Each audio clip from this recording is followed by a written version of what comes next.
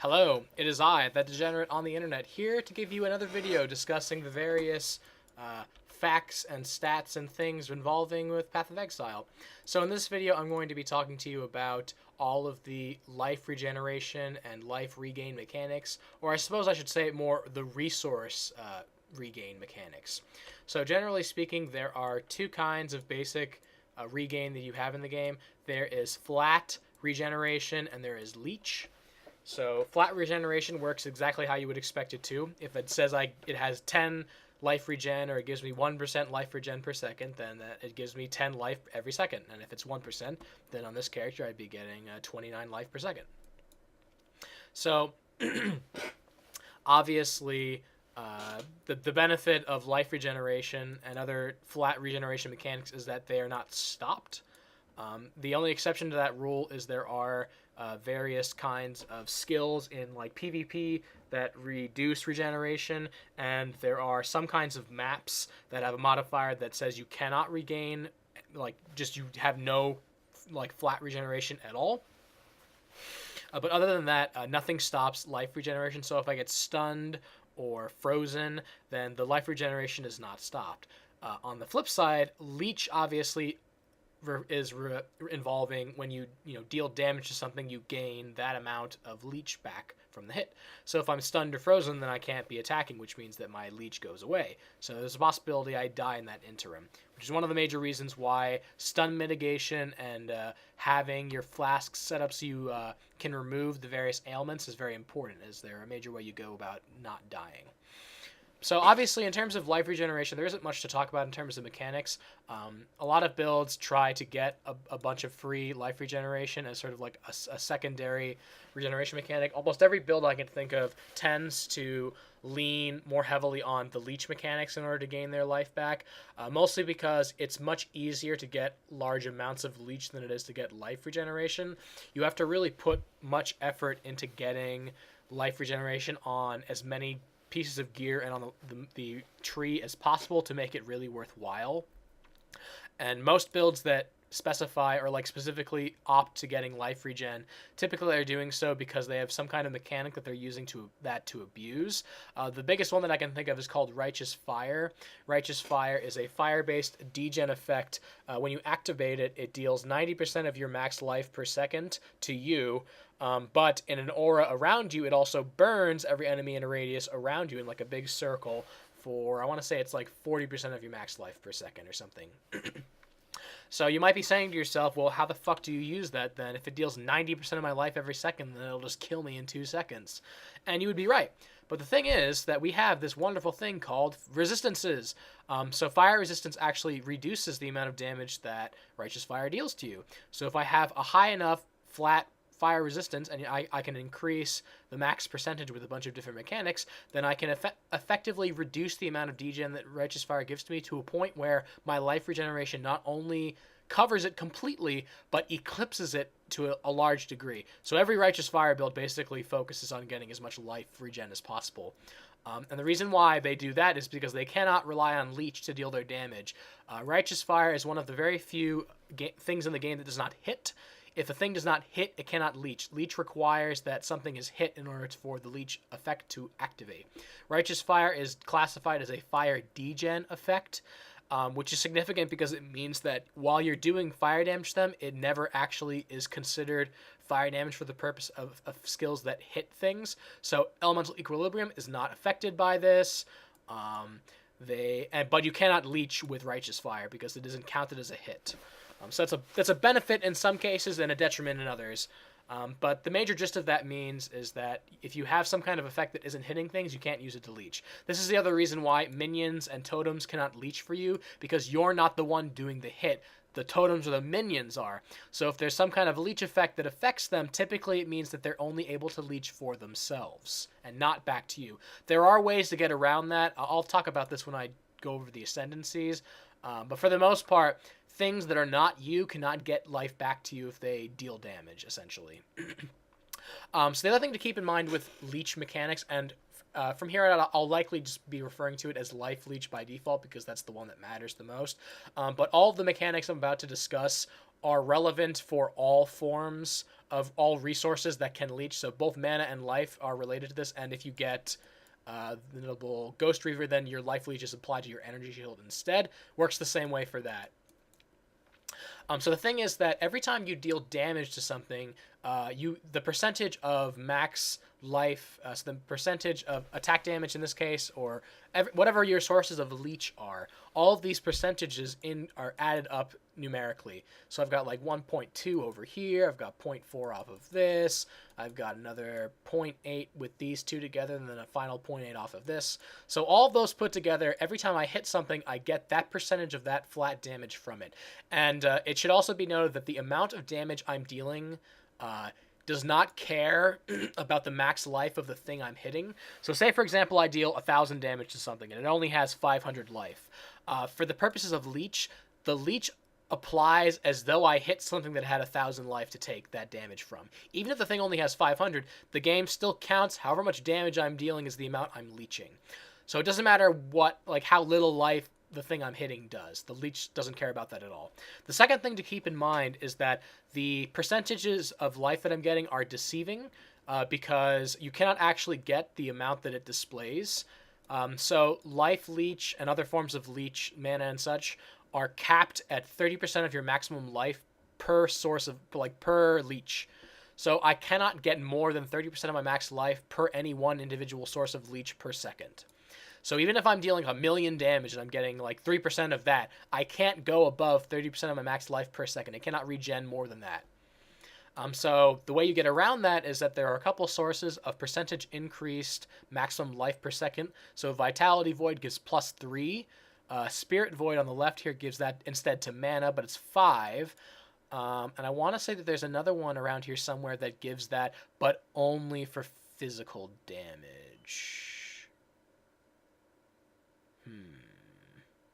It's around here somewhere. I know that it exists somewhere. It's not super relevant, but just know that there is one more source of it, but it only applies to physically based damage.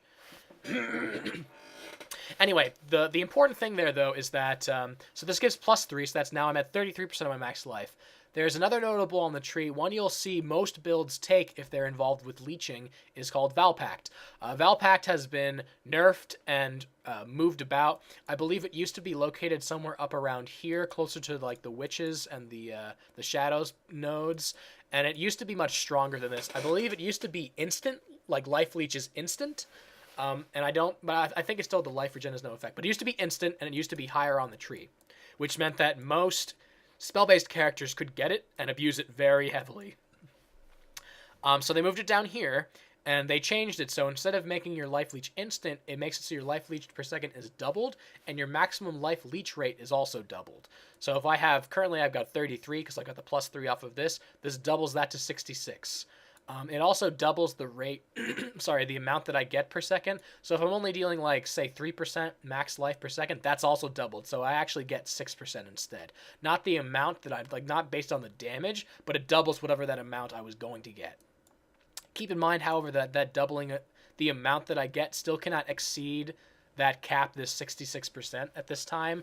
However, if I do a hit and that hit only gets me the amount of life that I'm getting off of that is only like 30% of my max life. If I have the 66 cap on this, every additional hit past the first all stack together until I hit that 66% cap. So if I hit like 5 things at once and each of those hits does a little bit of damage, they can all stack together to hit that maximum leech cap. I think that mostly covers life leech effects. So just remember, in most cases, if you want to face tank stuff, so you want to be able to take damage and instantly leech all your damage back, you have to take Valpact. It's the only way realistically to go about doing that. There are a couple sources of instant leech still in the game. There is a unique flask called a Vinctar's Flask, which has gone legacy multiple times. Legacy items means that they've changed the item, they've nerfed it, but versions of it that existed before they nerf it retain the original stats of the item, and all additional items that drop of that item have the new updated stats. So Vinctar has been nerfed like I think 3 separate times now. I believe the first one gives instant leech, but for lightning damage only, and I think it gave leech to mana as well. Then they nerfed it so the leech wasn't instant, and then they nerfed it again so that it didn't leech for mana. And maybe they nerfed it again and they reduced the amount that it leached as well. Maybe the damage notables that it gave as well. So that's one. There is a Legacy Glove, Val. It's like the Val Claw, or it's a particular, maybe like no, I think it's like Adziri's Acuity or something like that. It's a glove, and it gives Val Pact, and it gives instant life leech while you have Val Pact. It's also Legacy and incredibly expensive. Same with the Legacy Vinctar flasks. Anything that's Legacy is insanely expensive, and is likely not something you can afford. There is one other source that I can think of off the top of my head. It's a claw called the Bloodseeker's Claw. It has like 1.2% life leech per second on the glove itself, and it also gives instant life leech. The downside of the glove, however, is that it has like a base physical damage of like 100 or something.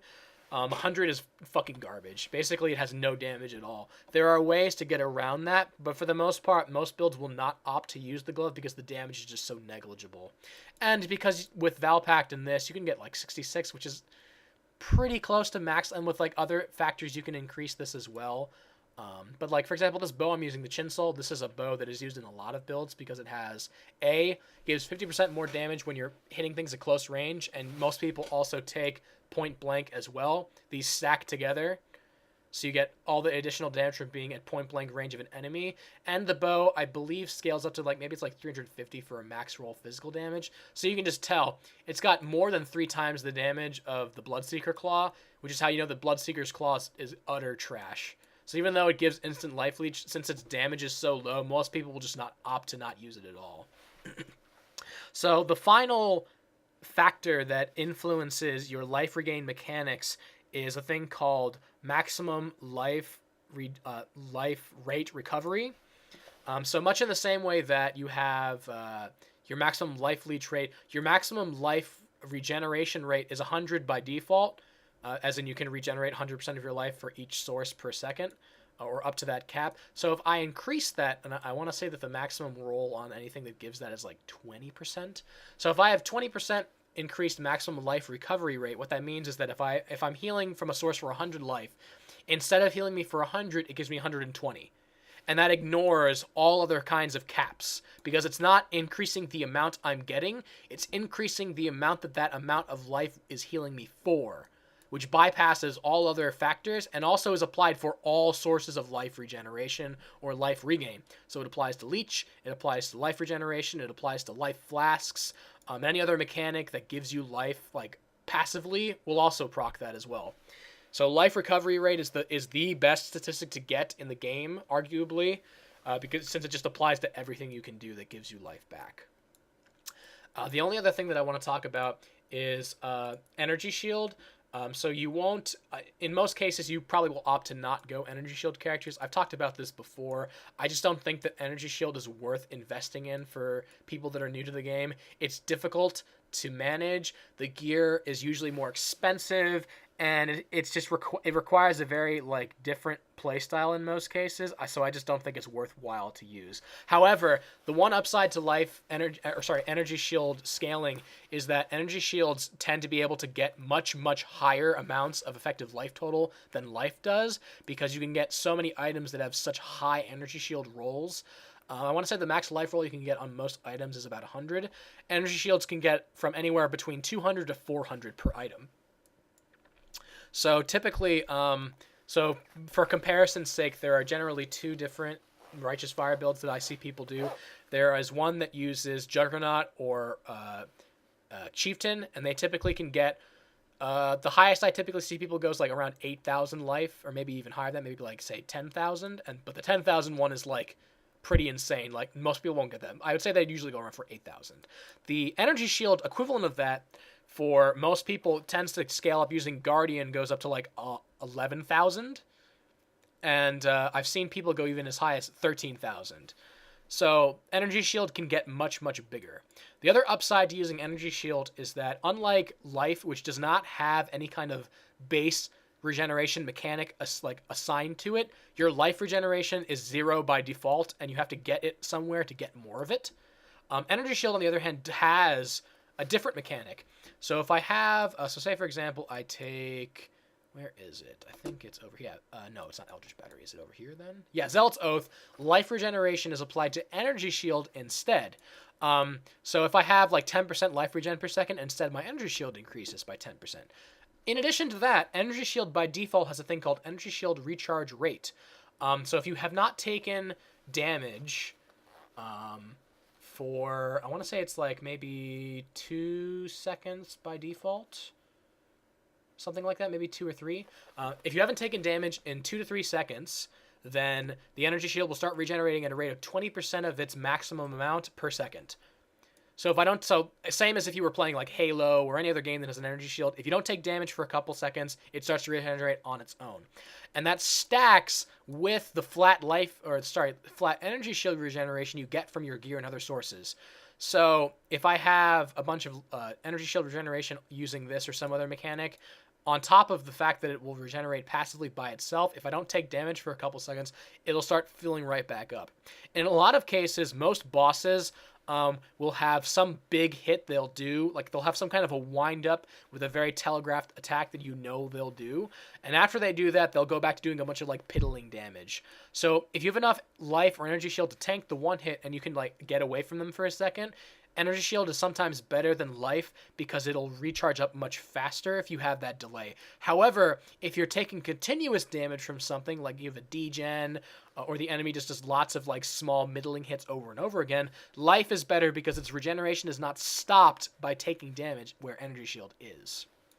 So that's the other reason why I don't recommend building energy shield to start. It can be difficult to remember that you have to like run away from stuff to regen for a couple seconds and then jump back in. Because if you're so used to life, you can face tank a lot of stuff being life based. So you forget about the fact you need to play a little bit more carefully. So yeah. Oh, one other thing to note is that the stun percentage on your character is based on your life. And that applies even if you're scaling for energy shield. There is a node here. No. There's a node around here somewhere that makes it apply to your energy shield instead, that like energy shield, like your stun rate is applied based on your energy shield instead of your armor, or your life rather. I don't know where it is on the tree, but there's a notable that does that somewhere. So basically what that means is if I take Chaos Inoculation, for example, my max life becomes 1, but I'm immune to Chaos damage.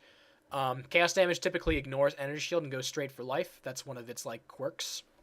So if I have this, I don't have to worry about that anymore. But if my life is 1, that means it's very easy for enemies to stun me because I have so little life, and stun is based on life. So you either need to become stun immune or have some other mechanic that reduces the amount of times you can be stunned. So most builds that take Chaos Inoculation take a unique amulet that gives you stun immunity. So that's another thing to keep in mind as well. So yeah, I think that covers all of the recovery mechanics. One last thing to note is that I never take, and I don't think anybody ever takes, Spirit Void. The reason for that is that most builds do not care about having their maximum amount of mana regen per second, because most builds reserve their mana for auras, which is a mechanic I'll talk about in detail in a different video.